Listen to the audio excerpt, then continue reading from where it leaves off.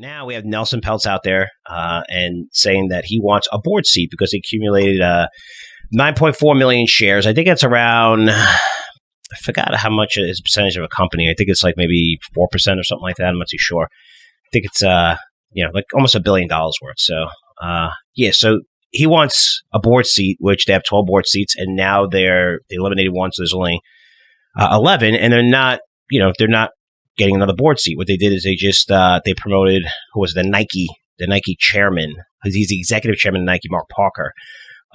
They elected him the new chairman of Disney, and Nelson Peltz, because he has a stake in it, wants a board on it. I mean, he wants a seat in the board, which Disney's up a little bit on. I don't know how people interpret the news. Nelson Peltz is still a very big name out there. I get it, and he deserved it, and but I'm going to tell you what you're not going to hear on CNBC. Here okay? we go. All right, they don't tell you this shit. I don't have any popcorn, but I have coffee. If they do, then these people will not come back on. But I'm sorry, I got to say it. So his fund, Try and Fund, they only have like four long positions, I think, in the portfolio.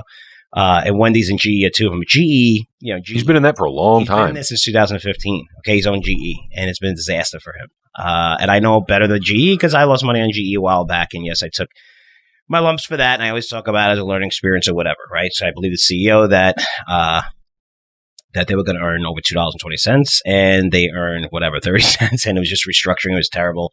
But he's, the whole entire time, he's had that since 2015. I mean, you could have basically bought any single stock in the S&P 500 since then, and you would have outperformed GE. I'm talking about 499 stocks. You're pretty close to that. Maybe it's 498. Maybe I'm wrong by one stock, but you could have bought any. So what happens in 2017, and this is what you have to look at, right? Because it's like Michael Jordan. Michael Jordan's the greatest basketball player in the world. He's unbelievable. He's great. But it doesn't mean he's going to be the greatest baseball player, right? And just like when you look at in the markets, where I love when economists start talking about stocks, or you have a guy that works for the CIA and all of a sudden you think he's a stock analyst. He doesn't know nothing about stocks, right? Doesn't mean because if you're a bond expert, you don't want to listen to him about equities, right? Nelson Peltz took a board seat, and this is what I look at. What happened last time he took a board seat? Okay, when someone takes a board seat, makes these changes and turns it around. Remember Ford and Mullally. I mean, Ford was going to go bankrupt, and I forgot what it was, 2000. During a credit crisis. And man, he just came in and said, everybody's freaking fired. This is what we're doing, and turned the company around and whatever, right? It was unbelievable. They got someone from the outside, unbelievable what he did. And he made a fortune doing it, and that's great. So if he went to another company, you'd be like, holy shit, this is a turnaround guy. You should buy it. But you got to go back in history of him being on the board. The last time, he was on the board 2017 for GE. What happened? It's still shit. So he wants a board on Disney, and because he's not happy with what's going on, I love these guys who accumulate this big position and then they shit on the company. It's just ironic to me. Like, this company's why'd you buy $1 billion? I like it better when Icon does it. Why'd you buy $1 billion worth? Yeah, exactly. Well, they want to change the whole thing. Well, if it's shitty, because that's what he's doing. He's saying, trying to highlight to believe the poor strategy, operations, poor capital allocation. Recent performance reflects the hard truth that the company's in crisis. This is what they're saying, and you're buying $1 billion worth, which I love. All right, that's hilarious on its own. Listen, I'm going to tell you something, and it's this simple. If Disney continues to put streaming at the forefront and goes all into streaming, this is companies. I don't care if you have, I'm Catholic, I don't care if you have Jesus Christ on the board.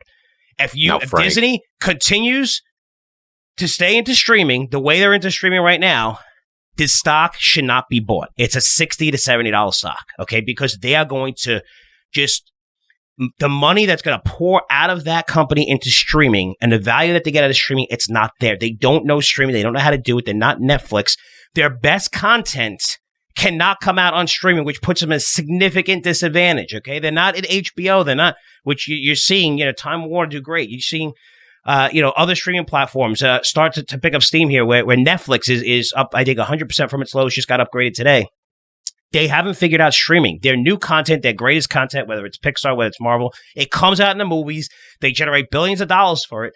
And then their streaming platform gets okay, you can go to Mandalorian was good, a couple, but the amount of money and what you have to pay these actors and what you have to do to get on the streaming platform and the competition, you have no pricing power in it. You have zero pricing power. That's why it was at $4 for average revenue per user. It's a terrible business for them. If they buy Hulu, short the shit out of this stock even at 100. They should be getting rid of Hulu, which has been around forever and still loses billions of dollars every single year. Okay, which shows you that it doesn't work. And Hulu is one of the better sites with very good content next to, I would say, Netflix and HBO Plus.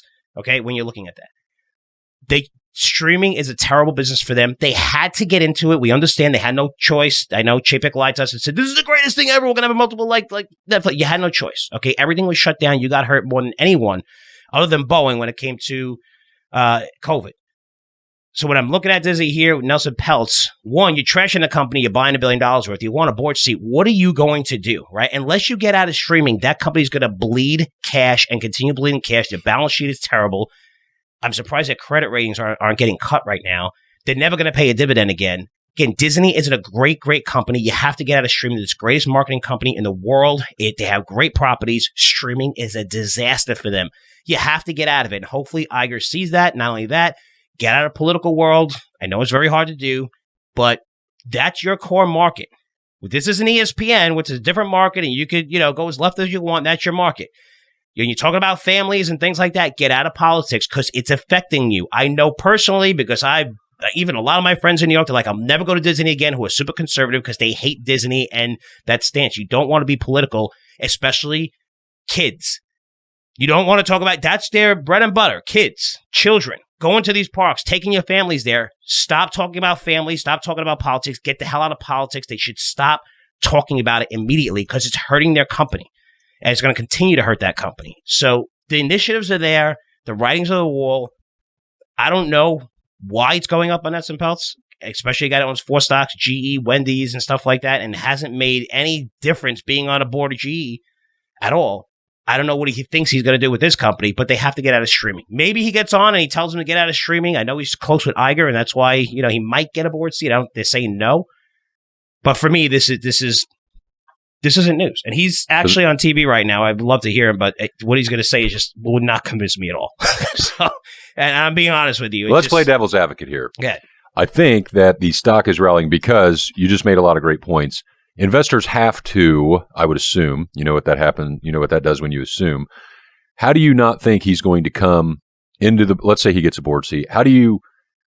He has to push for cutting some assets. Now, I don't know if he's going to want to spin off ESPN or if he's going to put a stop to buying the rest of Hulu or if he's going to get out of streaming or whatever. But I would have to say the investors must think he's going to shake some things up. He's going to go back to his old roots.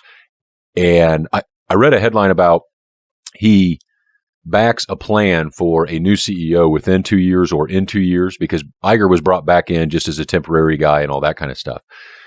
I'm sure he wants a say in who the next CEO is and why and what they're focused on.